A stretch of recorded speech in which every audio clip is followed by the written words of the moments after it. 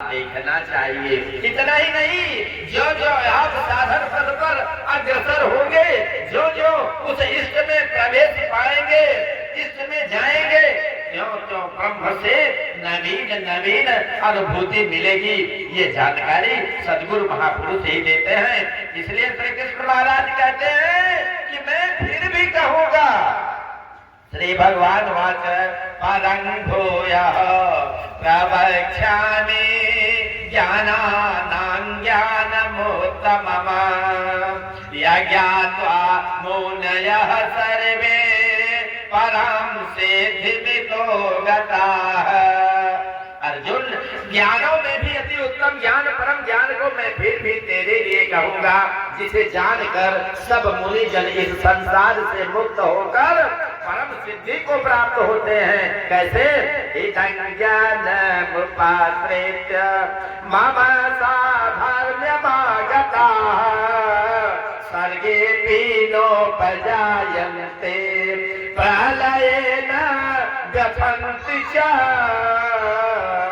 इस ज्ञान का उपाश्रित नजदीक से आश्रय लेकर, क्रिया से चलकर, पास पहुंचकर मेरे स्वरूप को प्राप्त हुए लोग सृष्टि के आदि में पुनः जन्म नहीं लेते और प्रलय काल में अर्थात शरीरांत होते समय व्याकुल नहीं होते, क्योंकि महापुरुष के शरीर का अंत तो उसी दिन हो जाता है जब वो स्वरूप को प्राप्त होता है। उसके बाद उसका शरीर रहने का एक मकान मात्र रह जाता है। पुनर्जन्म का स्थान कहाँ है? जहाँ लोग जन्म लेते हैं। इस पर श्री कृष्ण महाराज कहते हैं, देखें, आज तक ये मकान मेरा है,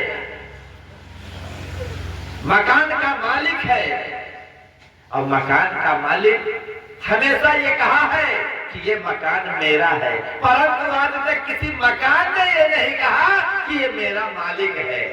ये बात सोचने की है।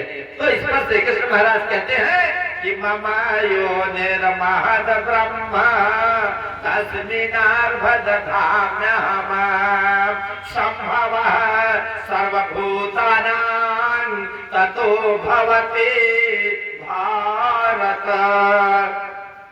कहा कि हे अर्जुन, मेरी महत् ब्रह्म अर्थात अष्टधा मूल प्रकृति संपूर्ण भूतों की योनि है, और उसमें मैं चेतन रूपी बीज को स्थापित करता हूँ। उस जड़ चेतन के संयोग से सभी भूतों की उत्पत्ति होती है। सर्वयोनिषु कौन्तेय मूर्तयः संभवन्ति याः तासां ब्रह्म महद्योनि अहं बीज प्रदः पिता। कौन्तेय, सब योनियों में जितने शरीर उत्पन्न होते हैं उन सबकी गर्भ धारण करने वाली माता 8 भेदों वाली मूल प्रकृति है, और मैं ही बीज का स्थापन करने वाला पिता हूँ। अन्य कोई न माता है न पिता।